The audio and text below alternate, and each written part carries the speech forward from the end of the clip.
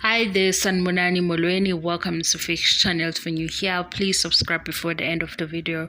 If returning, thank you for love and support. I appreciate you. Izingane Zesthembu Uthando Nesthembu. Le video is different, guys, because le yenhlawulo ngesizulu sike sayenza ngoba ukuthi bengilobo ngithola i-information ehlukile. Into engibukayo ukuthi isiZulu namasiko kuye kuhambe ngeendawo kunendlela abenza ngayo izinto. Engikwazi ukuthi ingane ke maye kuba khona umama wengane okhulele, umndeni loyo wakubo kababa wengane bayahlawula ukuthi bavuma ukuthi ingane eyabo. Kube nezinye izinto ezilandela-ke after lapho ukuthi ingane izothatha isibongo sababa wayo if bengashadi. Mangithi ngizwa kahle, kuba nenhlawulo lo step sokuqala, step 2 kuphakathi ukuthi ubaba wengane ushada noma wengane or ubaba wengane ukhokhela ingane ukuthi izokwazi ukugcina ukusebenzisa isibongo sakubo ifake isiphandla. Lokhu ke kodwa kwenziwa ile mindeni egcina amasiko, because angazi ukufaka bonke kwi-umbrella eyodwa. Bakhona abanye abathi lezi zinto zonke azibahluphi ukuthi kunesiphandla kunjani. Kulaba abasebenzisa amasiko noma bebe nenqubo mpilo le landela isiko or amasiko, ilana kuzothi ingane igcine isebenzise isibongo sikababa wayo. Lana ukuthi visho esibukayo kaMseleku, ubaba Mseleku sitholela ukuthi unoSne noMpilo okubona abanomama abagcine bengashadanga nobaba Mseleku. So okuyiprocess ke yokuthi labantwana ababili bamantombazane egcine ebenzele konke okuzokwenza ukuthi bafake isibongo sabo ngokuphelele. Nginqena ukuyichaza ke le guys, oyaziyo noma seke waba ne-experience noma seke wayibona kubo yenzeka, sizoyibamba kuye ku-comment section. Bengithi ngifuna ukulandelisa amavidiyo kanje because besifunda ngalokho bekwenzeka kuSibindi ukuthi indaba kaSibindi ihamba iphelele. Besitholile ukuthi umuphi umehluko ngapha ngesiZulu. Ikhona inhlawulo emayelana nani, ubaba wengane uvuma ukuthi uyena ubaba wengane lo osekhulelise uma wengane, kahle kahle uconfirm ukuthi yes kwenze yena lokhu. Abanye kuba yinkomo eziwu-3 ngaleso sikhathi, abanye baletha eyodwa, abanye inkomo ihamba uma wengane esakhulelwe, abanye inkomo bayihambisa ingane isikhona. Kuqhubeka kuphakathi kokusini baya emshadweni, or uma bengasashadi ubaba wengane uzokhokhela ukuthi ingane le isebenzise isibongo sakhe. Njengoba-ke ngisho ukuthi nje isiZulu sihlukene ngey'godi nangey'ndawo, kukhona abanye bazothatha iy'nkomo ey'phelele khona konke lokhu. Ikhona eminye imindeni ezokwazi ukuthi banegotiate, bebe nesivumelwano ukuthi hhayi bangayilungisa kanjani ngoba because ikhaya nekhaya linenqubo yakhona, linemithetho yakhona.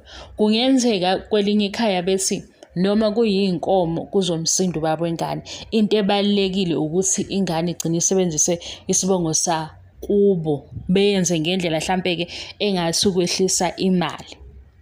Yingakho ngithi angizukwazi ukuthi ngibe specific ukuthi kwenziwa nje yonke indawo, because izigodi nezigodi kunendlela abenza ngayo izinto.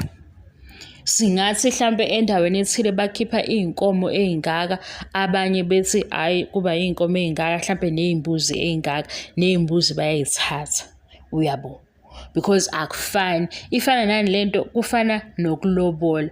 Ukulobola kusho ukuthi kuba izinkomo eziwu-11, kodwa kuyenzeka ukuthi imindeni masihlangene bebuka ukuthi baphetha kanjani le ndaba yokulobola. Kwenzeka omunye egcine eqhubekile nomshado kungaphumanga iy'nkomo eziwu-11, kube yinto elungiseka ngendlela. Nalena-ke yokuhlawula or inhlawulo, ukulobola ingane, ukuthenga ingane, ukwenzeka kwakhona ongaba ne-information yokugcwele okubonile kwenzeka noma kwenzeka kuye, ongabe sesibhaleka-ke kwi-comment section sesifunda i-comment yakhe sibone ukuthi kume kanjani.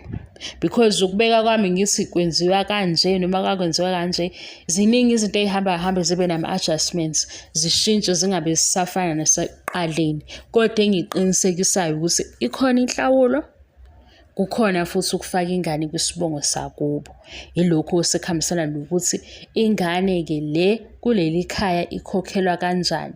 Lana-ke kwenzeka uma wengane engasaqhubeki nobaba wayo. Ngiyenza ibe kanjena-ke le video. Lana kaMseleku sibona ngobani? Mpilo kanye noSne. Enye into engeke ngiyilalele ngizwe ngesiZulu, ayikho into okuthiwa iya-expire.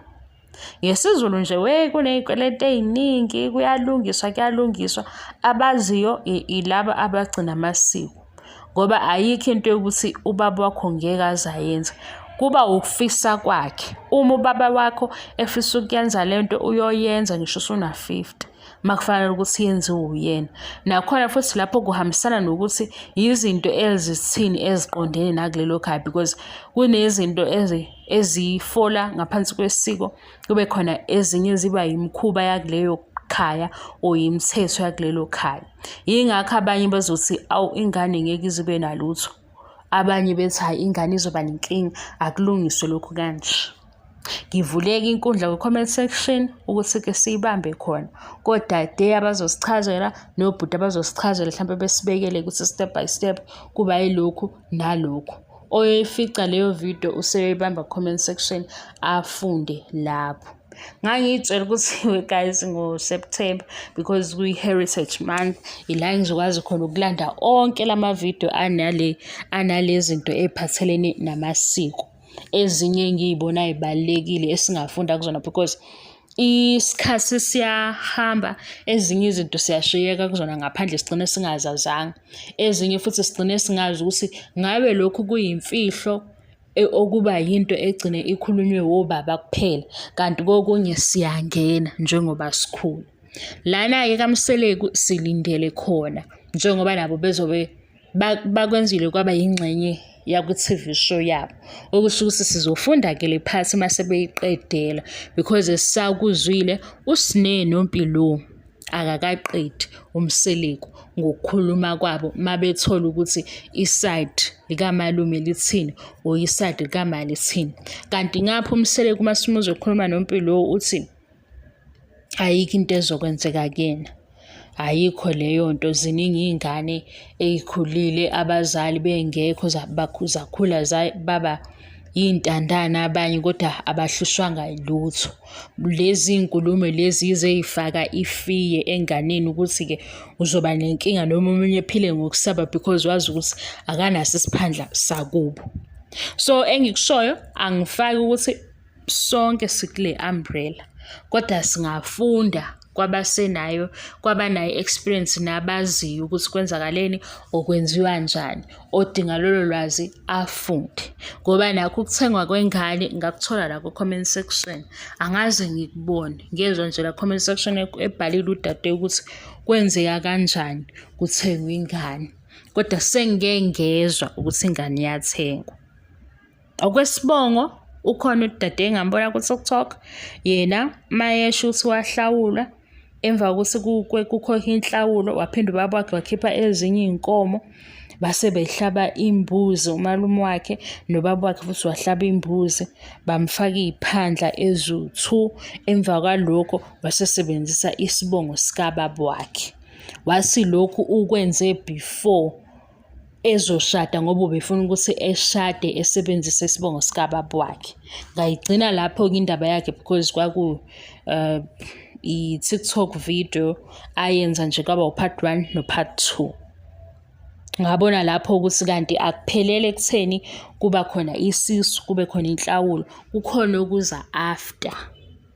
Kabanolwazi-ke guys, maye kungiyinto engafihlekile, nisiphe la ku-comment section. Ngale eMzumbe sisalindele-ke ubaba uMseleku ukuthi kuba kanjani. Into-ke yayisidide ngobaba uMseleku sizwe ukuthi ubaba ogcina amasiko or inqubompilo yakhe kanjalo, kodwa izinto ayishoyo sibuye sizwe sengathi useyakuphika okunye masimlalela kwi-TV show. Sizwa nje nangu uma kaMpilo esho ukuthi kodwa nje ubaba wakho uyawazi amasiko, uyazi ukuthi kufanele enzeni.